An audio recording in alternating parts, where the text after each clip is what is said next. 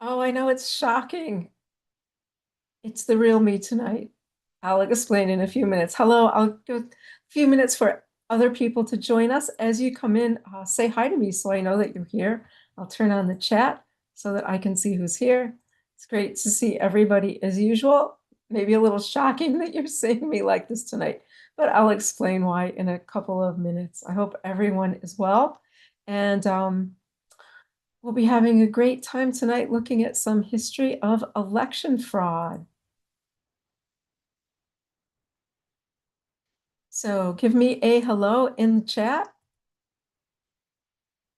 I have lots of great stuff to show you tonight. And I hear from a few people. I'll explain to you why I am here instead of Mrs. Q.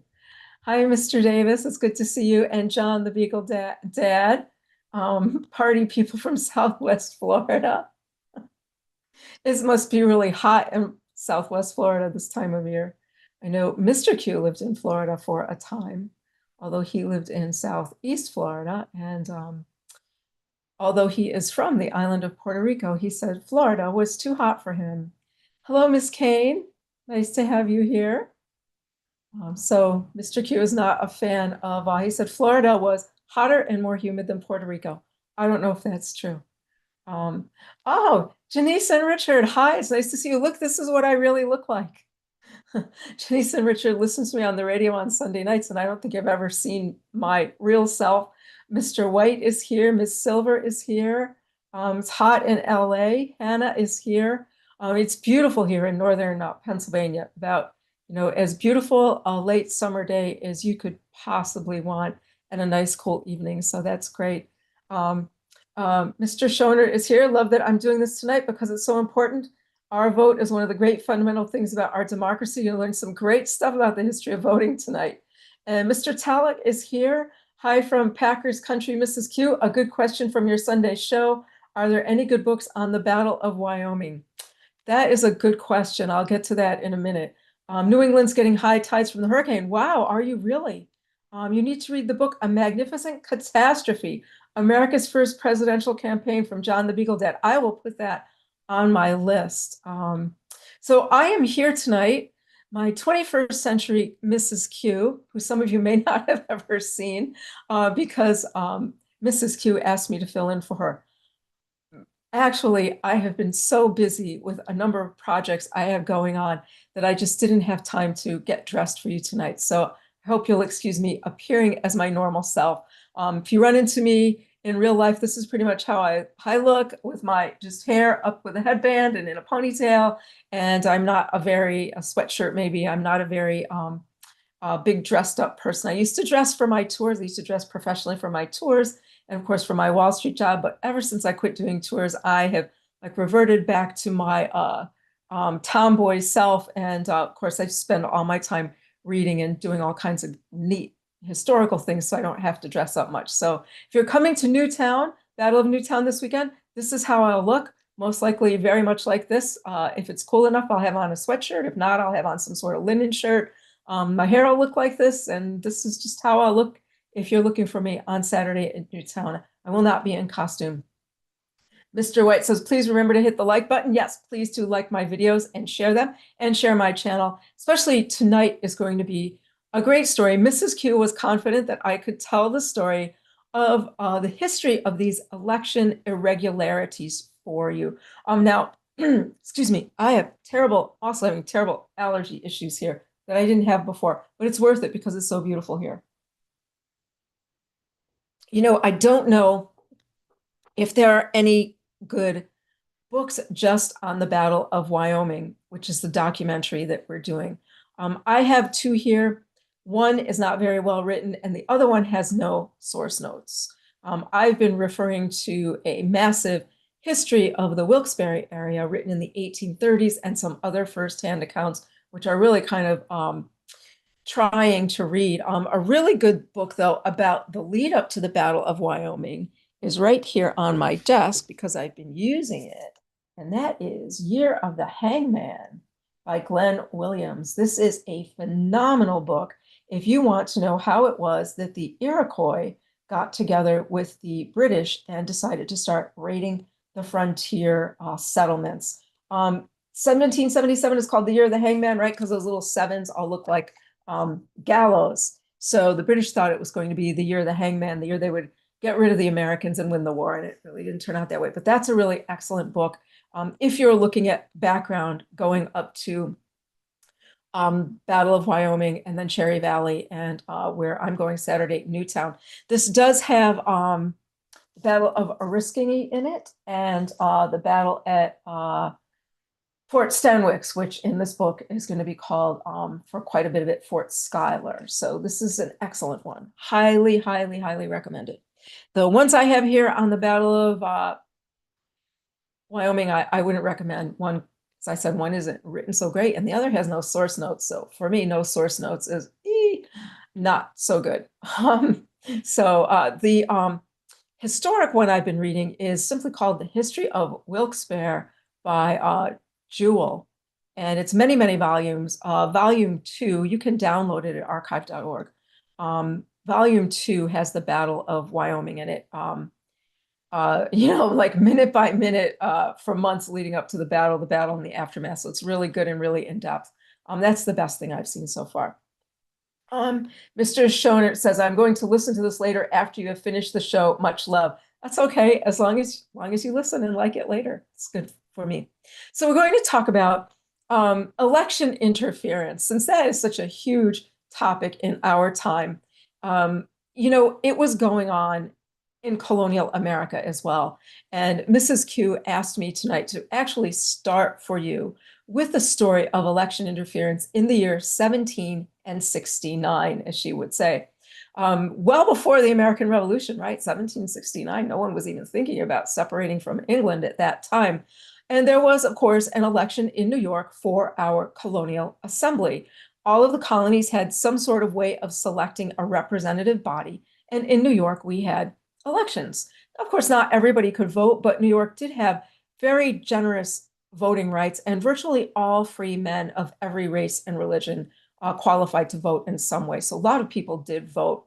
But in 1769, after the election was tallied, it was really interesting, and that the favorite, they didn't really have parties then, or the favorite faction, as they would call it, which was the Livingston faction, which had been in control of the legislature for over 10 years at that point, and was very popular, as they were the Whig faction. And of course, the Sons of Liberty and all the rebels were allied with them, was defeated by the Delancey faction, which was a pretty hardcore loyal faction, or Tory faction at the time. And everybody thought this was really kind of shocking that the Delanceys defeated the Livingstons, but they did.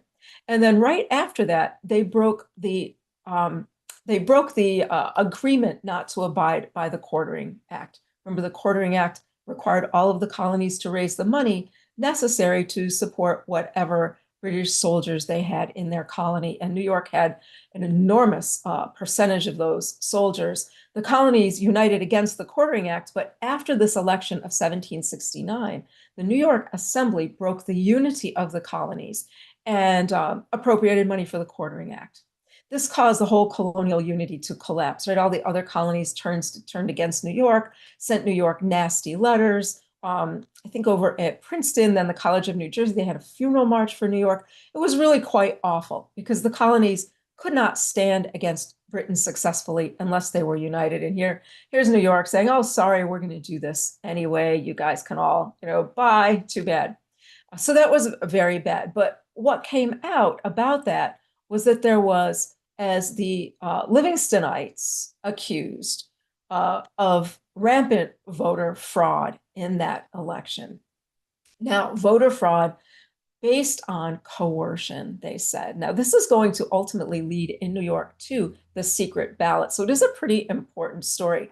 At that time, your ballot was not secret. You voted and it was entered on a register, so people could go see how you voted. So say you, say you're an artisan of some type. You say you're a tailor, right? So you were a tailor. And some of your biggest customers were from that Delancey faction. It's pretty likely that you would vote for them in the election and to not risk losing their business.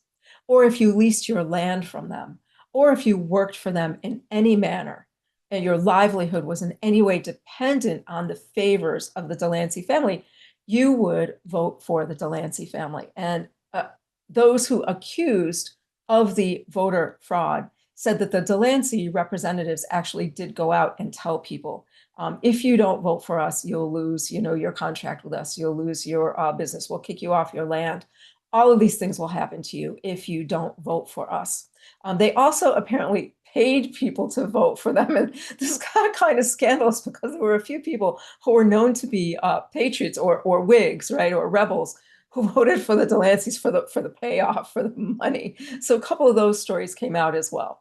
So they the Delanceys were accused of voter fraud. And of course, this could not, this is 1769. There's really no ideas of what a correct election is, what a fraudulent election is, but this still cast a question on the way voting was done in New York. And just a few months later, we started seeing articles appearing, mostly broadsides and pamphlets and some letters to the newspapers about moving to a secret ballot. So this is where it's early 1770.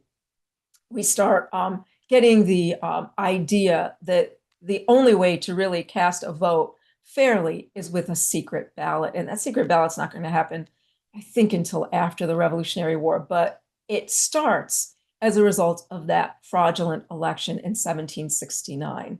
And then the calls for secret ballots so people could vote their conscience and not have to vote out of fear of losing income. So that comes about in 1769, 1770, so pretty early on. I don't know if that stuff was going on in the other colonies, of course, since my specialty is what's going on in New York. So that's a pretty important story for the history of, electioneering in New York. So we're going to fast forward through the American Revolution because, elections are odd at that time, right? Lots of areas in New York are occupied by British forces. So of course, they're not going to be holding elections there for the provincial assembly. Only the places that are really free are going to be sending people to a new provincial assembly. And the provincial assembly itself meets irregularly because there's so much occupation and skirmishing and fighting going on throughout the state of New York. So, voting is going to be sporadic and different during the war. So can't really look at that. And then after the war, New York starts voting again for our New York Assembly.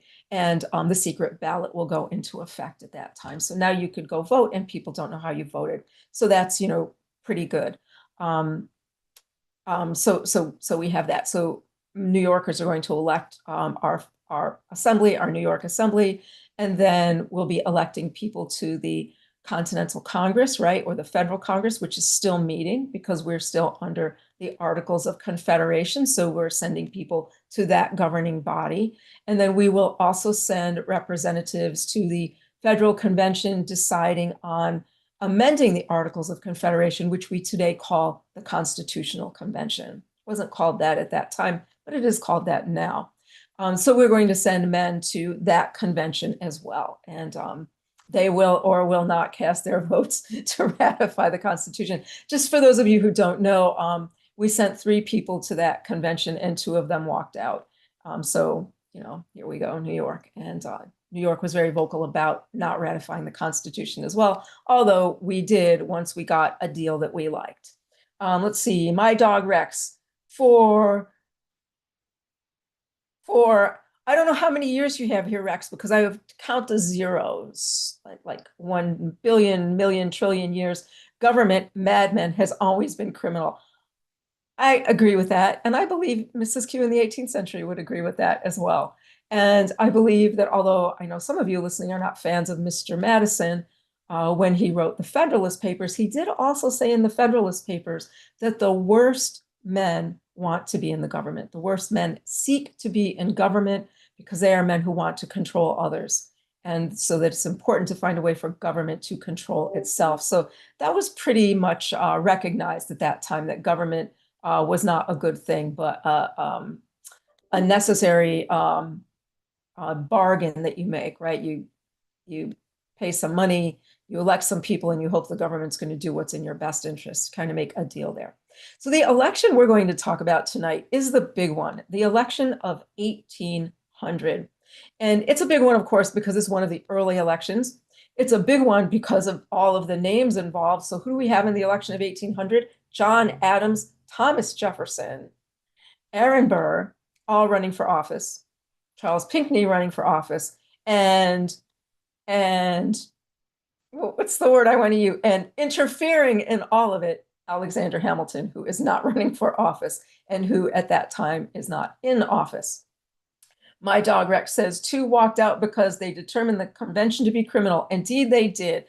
New York only sent representatives to that convention to modify the Articles of Confederation once they started talking about creating a new document and a new government. The two New York representatives left, and a number from other states left as well. So it's not just two New York troublemakers, but a number of men left because they felt that that was beyond what they were given the right to do by the people who sent them there. So they said, this is what the people sent.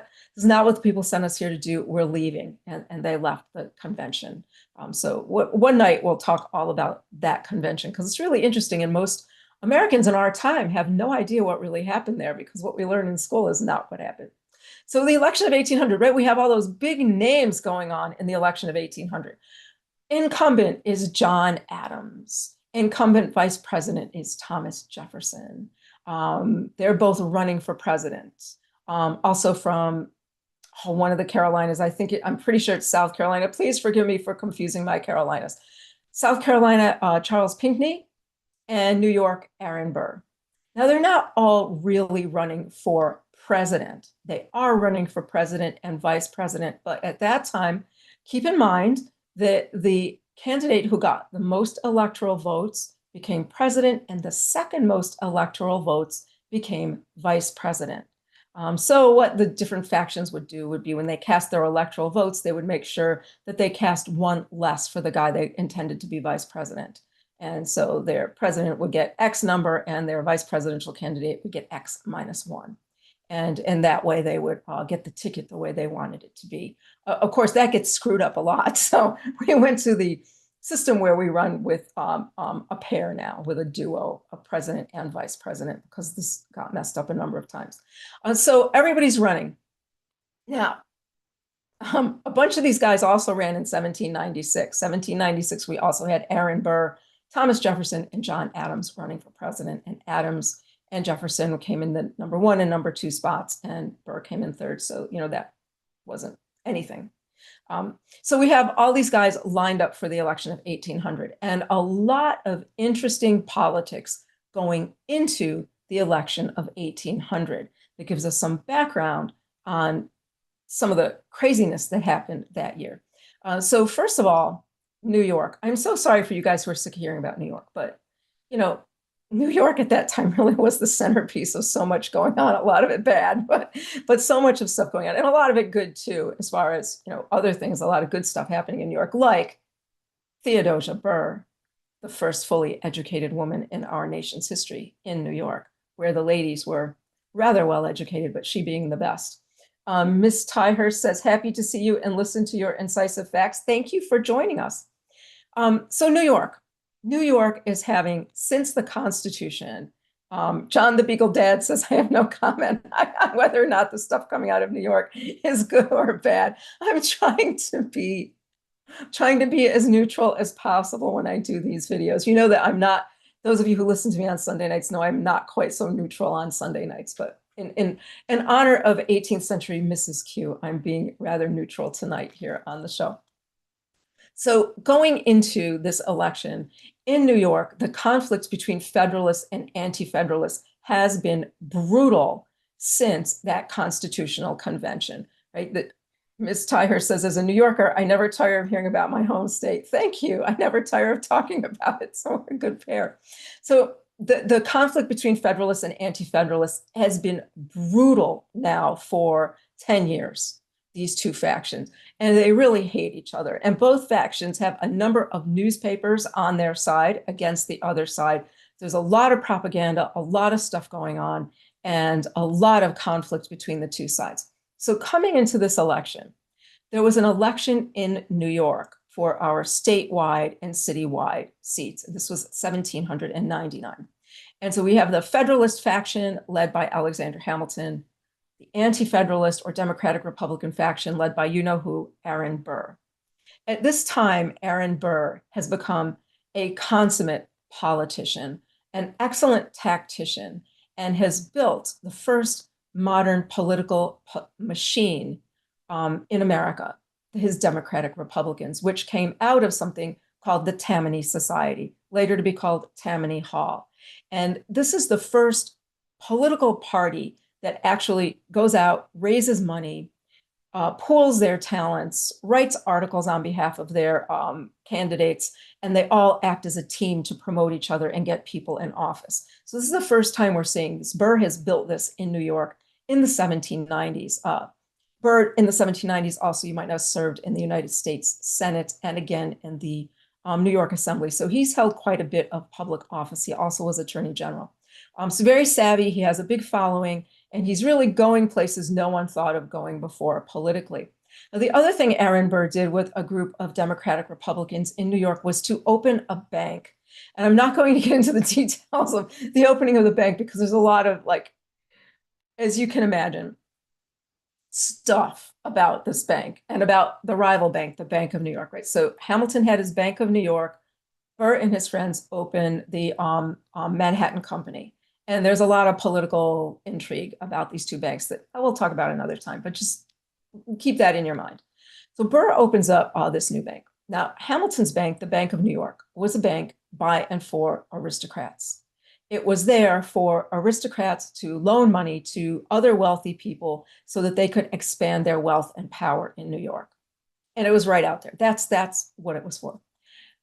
Burr's bank, the Manhattan Company, or the Democratic Republicans Bank, would lend money to anyone who had collateral.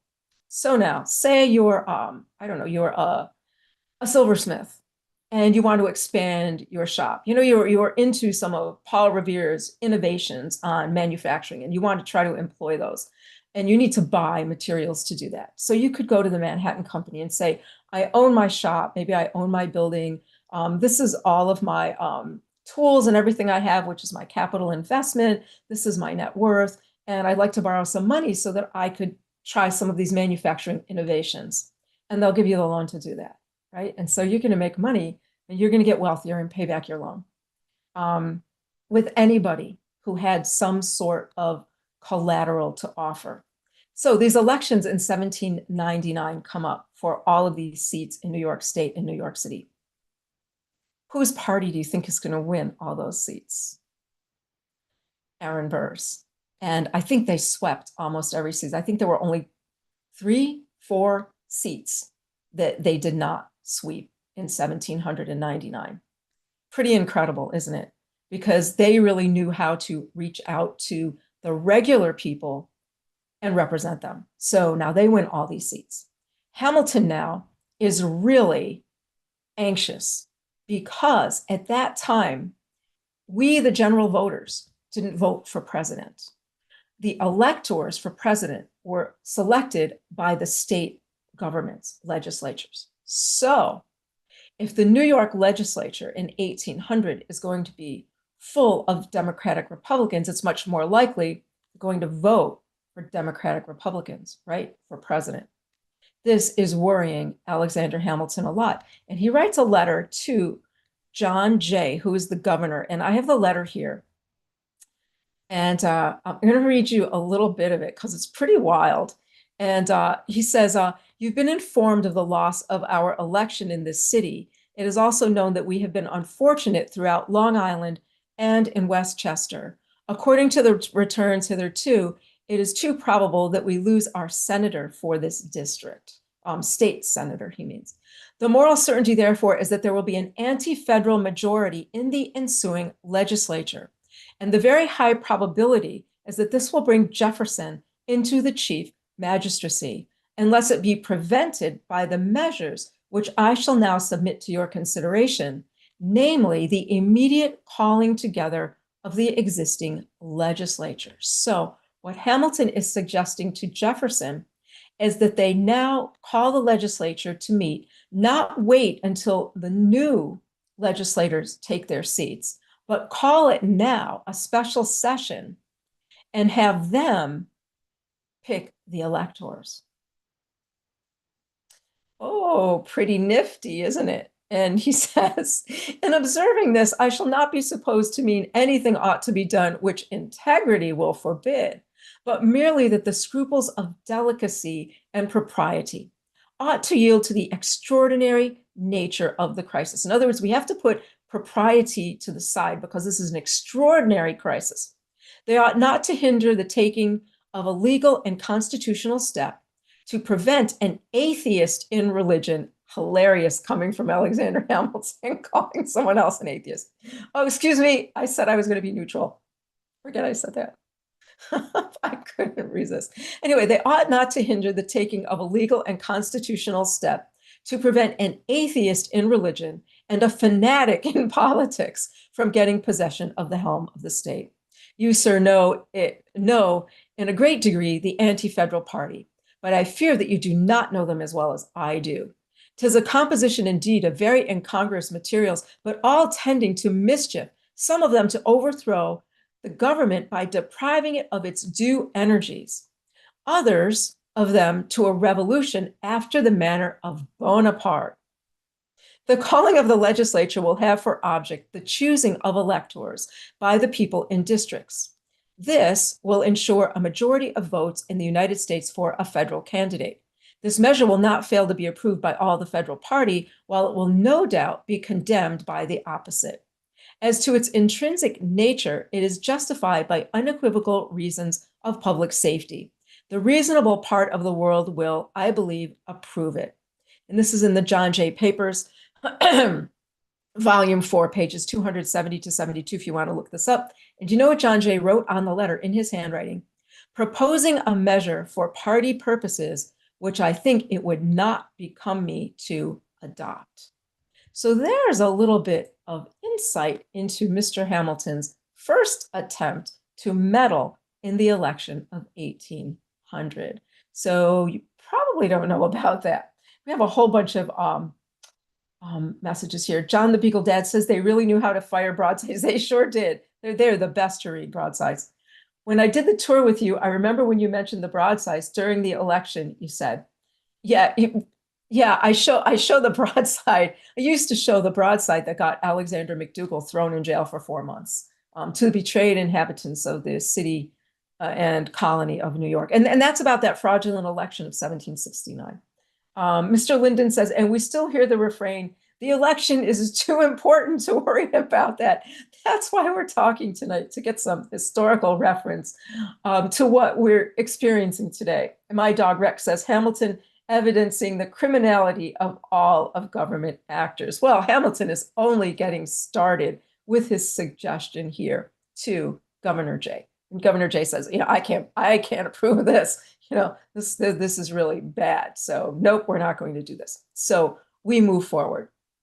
Now, the party alignment at that time on the Eastern Seaboard was really similar to what it mostly has been or was in the 20th century. As the 13 original colonies personalities are kind of similar to what they were then.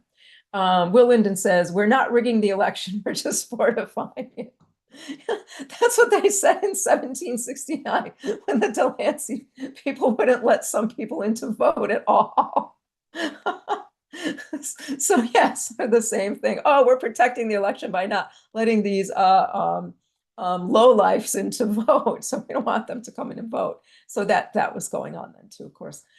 So one of the things, so the party alignment. So New England is Federalist, right? Home of John Adams. He is the incumbent. So they are Federalists mostly in New England, except, forget Rhode Island. Rhode Island is their own thing during this time. You think, New York was hard to deal with. Rhode Island was out there too. So they're all strongly Federalist. Southern, Democratic Republican. Thomas Jefferson is their man all the way. The mid-Atlantic states can go either way. So we have the middle Atlantic, right? New York, New Jersey, Delaware, Maryland, all in here. And maybe Rhode Island. What's Rhode Island going to do? So those are the states where you're going to see, the push for one party or another. But incredibly, Aaron Burr decides to take a trip into the heart of federalism, New England. a brilliant move on his part. He does this not only himself, but with his daughter, Theodosia, who now is 17 years old and for all purposes, a graduate of Princeton College. Not formally because she couldn't be degreed, but she'd finished the coursework. So a brilliant, beautiful young woman. He takes her with him and he goes into the heart of the enemy because his family roots are New England. Burr is a New England Presbyterian, right? His grandfather was Jonathan Edwards. His father was the great Reverend Aaron Burr Sr. He has big gravitas in New England. So he goes on a campaign trip through New England with his beautiful, educated daughter with lots of publicity. So everyone wants to come out and meet Miss Burr because they've never seen a woman like her. And of course, meet former Senator Burr, Jonathan Edwards' esteemed grandson, now running for president. So he goes out and we would say, stumps in New England for the Democratic Republicans. Well, he's not only in enemy territory up in New England, but Hamilton is down in enemy territory in South Carolina, where a pamphlet gets published. And I think I'm going to share it with you. Oh, do I remember how to share in Zoom? Just give me a second here. I don't do a lot of this Zoom sharing stuff. Here it is.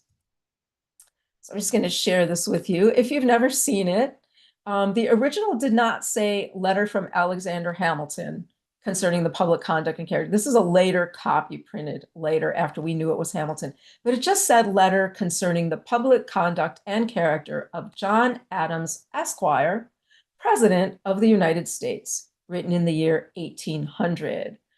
New edition with a preface. So this is the first edition of this that actually names Alexander Hamilton as the author. So the first one was anonymous. And it's about 36, 38 pages long. And it is an incredible hit job on John Adams, really ripping John Adams pretty much from the start of his legal career all through his presidency, through his time as a diplomat in Europe, and pretty much anything he's ever done in his life. He concludes that John Adams has an unstable character, he's paranoid, he's delusional, that he's not intelligent enough or stable enough to serve again as president of the United States of America. Now, you probably know that when it came out that Hamilton was the author of this is when Adams came out with his famous insult that Hamilton was the Creole bastard brat of a Scotch peddler. So this is what prompted that insult from Adams. Hamilton and Adams had been at it for years, very different opinions of how the country should be led. So Hamilton went down, he wrote this pamphlet, had it released in South Carolina in the hopes that it would propel the Southerners to vote for Charles Pinckney of South Carolina. So this is what Hamilton is up to in 1800 while Burr is up campaigning in the Northeast, right? Not only this, but Hamilton's former Assistant Treasury Secretary, Tench Coxe, who in politics was known as Mr. Facing Both Ways. Maybe another night we'll get into Tench Coxe. Tench Coxe that year released a letter that Adams had written to him when he was Assistant Treasury Secretary. So that would be 1792, around there. It was a letter from Adams to Coxe, with Adams expressing his fear that the Coxe family was involved in European intrigue in trying to affect American affairs. And so Tench Coxe, Hamilton's friend, makes this letter public in the hopes that it will help turn people in the South against Adams and toward Pinckney. Pretty good stuff, right? Isn't this great stuff? Sounds familiar, still goes on. So this is all going up in the lead up to 1800. Well, this letter that Hamilton wrote, so the letter gets to New York. A couple guys in New York read it. I think one was Burr's friend Matthew Davis read it, and they knew immediately from the writing style that it had to be Hamilton. And they took it to somebody who then, took it to Hamilton, and Hamilton admitted he wrote it. And one of the printers said, I'm going to print a copy of this and put your name on it. And Hamilton said, go ahead, I don't care. He didn't care. He didn't apologize to Adams. He said, I have nothing to apologize for. And it was then printed with his name on it. This incensed the New York and New England Federalists, as you can imagine, because now they have Hamilton is destroying their guy, their candidate for president. See how this is going, right? So we have a lot of this intrigue going in 1800. And so the electoral votes are then counted. Thomas Jefferson gets the most votes. Aaron Burr ties with him in the votes. John Adams gets the next, and Pinckney, Charles Pinckney, gets the fourth. Now, remember, I said before that the Democratic Republicans, their electors would have cast one less vote for Burr so that Burr would become vice president. But it's believed that some errant Federalist in there who was really mad and who liked Burr cast a vote for Burr, making Jefferson and Burr president. And some Federalists in New England actually said that they preferred Burr as president to Jefferson, right? They hated Jefferson. Jefferson was an atheist, he was a devil worshiper, he was all this horrible stuff. He was a slaveholder, he was all this stuff. Burr was a child of New England. He was Jonathan Edwards' grandson. And they said that although Burr was a Democratic Republican, because of his background and his family, he would be open to the needs of New England. So many New England Federalists supported Burr, and upstate Federalists supported him. And then in the election of 1804 for governor in New York, those upstate Federalists are going to support Burr again. LB Girl 88 is just joining us. Good evening. Nice to have you with us. So now we have a tie between Jefferson and Burr for president. So you guys know we hear at every election, oh, if there's a tie in the electoral vote, the House of Representatives votes for president. Something I guarantee you we do not ever, ever, ever want to happen. Why do we want a bunch of political, lazy, cowardly deadbeats to vote for president? And they were no different in 1800. So the Congress met in Washington, and they voted 36 times without selecting a president. 36 times. Neither Jefferson or Burr could get enough of a percentage of votes of the House to become president. I didn't even think of it. I should have prepared one of the newspapers to show you tonight, talking about the election and calling the Congress useless. What do we have a Congress for? They don't do anything. They're all useless. They're all cowards. Send them all home. Very similar to some of the things you hear today. So people were disgusted with the Congress. The thing is, nobody wanted to be the tie-breaking vote and then get blamed for whatever that president would do that people maybe were unhappy about. We have Ms. Marzoff joining us from Arizona.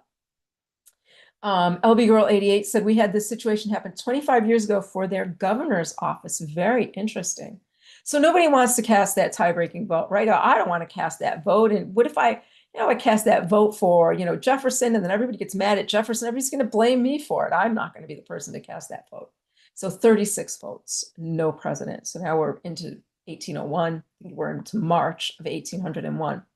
And along comes former Treasury Secretary Hamilton, who starts having some backdoor meetings behind the scenes, because if there's anything Hamilton could not handle, it would be the man he envied his entire life, Aaron Burr, becoming president. It wasn't because Burr was sinister, it wasn't because Burr was bad. It was because from the time Hamilton arrived in New York as a teenager, he envied the success of Burr. Burr already being a graduate of Princeton at just 16 years old before Hamilton started King's College. So this rivalry has gone on since 1774 at this point. So it's 26 years, 26 years. Plus, Burr really, really outplayed him on the banking issue.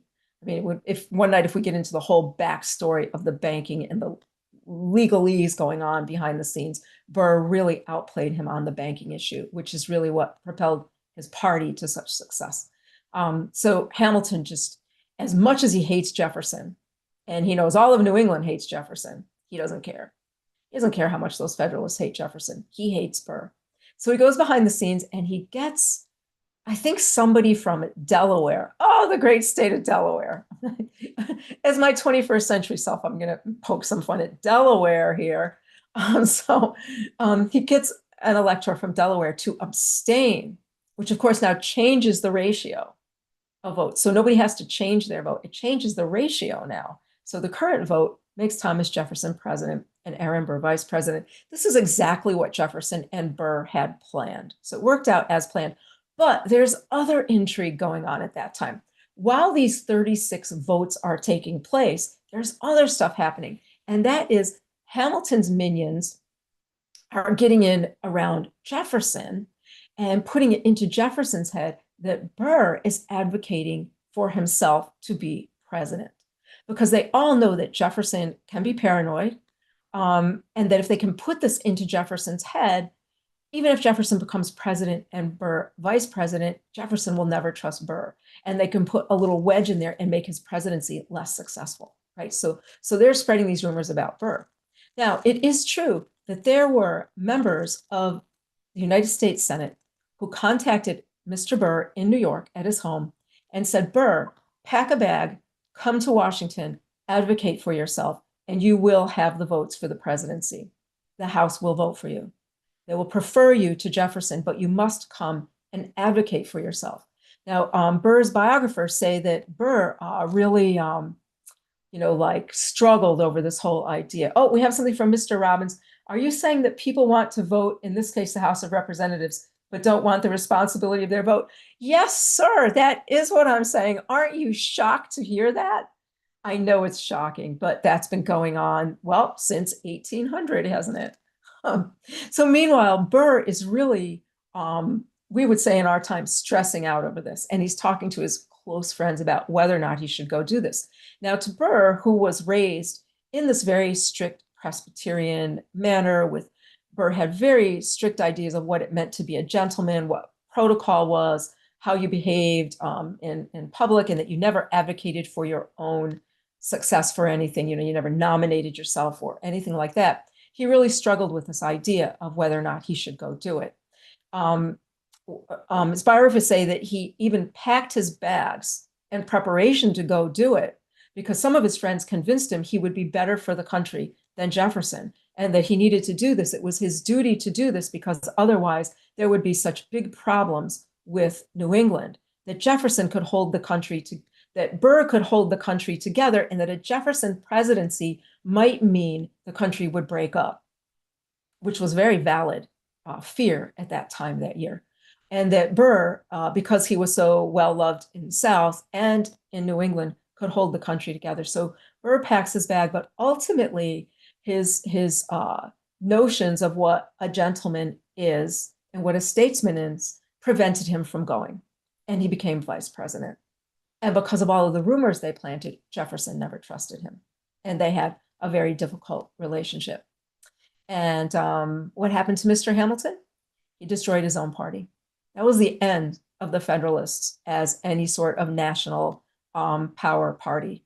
They were ruined after that. They were really ruined after the gubernatorial election in New York in 1804. So Hamilton now leads his own party to destruction and is pretty much expelled by his own party after all of this happens.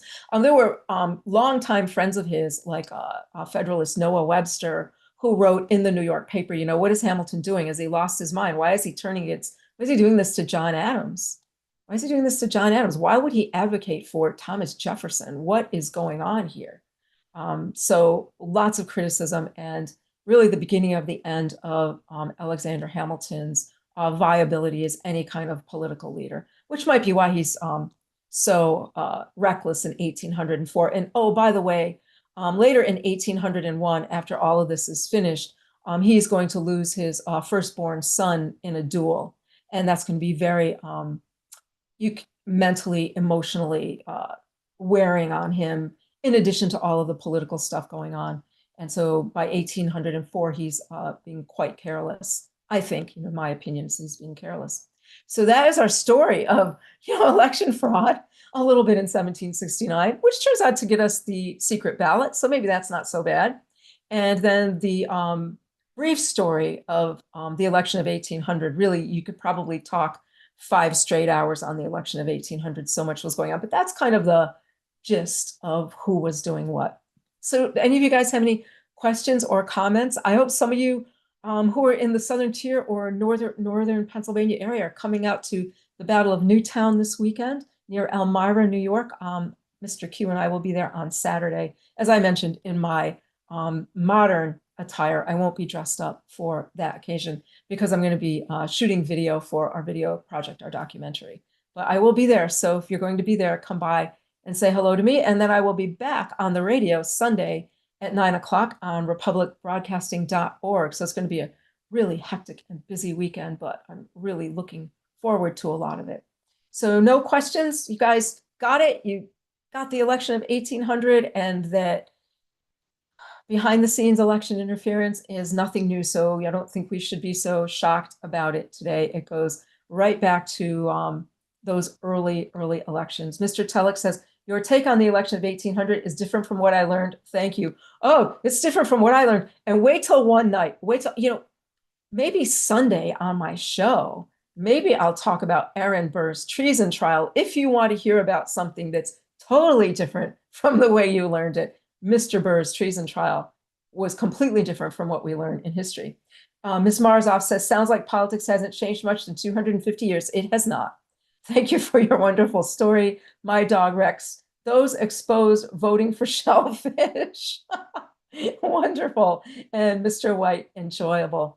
My dog Rex, and not for liberty. Oh, well, yeah, no.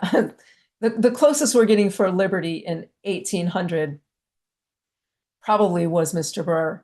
Mr. Burr as president would have put the country on a completely different path and footing. Oh, and by the way, speaking of the fear that the country would split up, as soon as Jefferson was declared the president, right, New England declared their secession, right? They said that they couldn't stay in the nation with Thomas Jefferson as president and that they would secede from the nation immediately because, that was the end. Thomas Jefferson would destroy everything.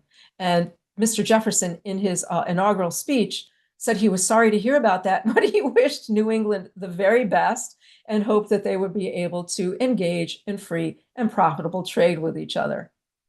And you're like, they didn't learn that in school. You didn't learn that New England was the first part of the country to threaten to secede, did you? And they did it again. 1803, the Louisiana Purchase. I bet you learned that it was South Carolina in 1861, after the election of 1860. But you didn't learn about New England attempting it twice before. Oh, that's the wonder of American history, isn't it? Somewhere in there, they changed American history to social studies and then kind of veered off into some other subject. Ms. Marzov says, yes, more on Burr. Mr. Freesmeyer, wonderful presentation. Thank you. Ms. Silver, it's a shame Hamilton did that to John Adams. Adams was a really good man. Well, they're all complex people, right? So we try to look back on them as honestly as possible, the good and the bad in all of these guys. But one night we'll do the Mr. Burr's treason trial and you'll hear the real story about that because that is rooted in that presidential election, Jefferson's mistrust of Burr, and then a attempt to impeach a Supreme Court justice. Great stuff we don't get to learn. So thank you guys all very much. I'm going to get moving here and I'll see you next Thursday. Maybe I'll see some of you Saturday at Newtown and Sunday at 9 p.m. Right Side Broadcasting, not Right Side, I'm sorry, republicbroadcasting.org. Right Side Broadcasting is that station Mr. Q watches. republicbroadcasting.org, 9 to 11. Maybe I'll talk about Burr's treason trial Sunday night and maybe here as well. Adams, Alien and Sedition Acts. Yes, the Alien and Sedition Acts. Burr was against those, he was against the Alien and Sedition Acts. He was against that. And Burr also was against slavery, told all the guys in the Manumission Society, hey, we should all free our slaves. And they all laughed at him. So he also, when he was president, vice president, which is president of the Senate, was having a dinner with all the senators. And he said, anyone who is interested and doing what's right for the country rather than any political factionalism, please stand up for a toast with me. And he was the only guy who stood. Can't make this stuff up. So I'll be back with more. Thank you for sticking with me for almost an hour tonight. It was great. Thank you. Everybody have a great week. And we'll be together again soon. Thank you. Again, like my video, share it, subscribe to my channel. See you all soon.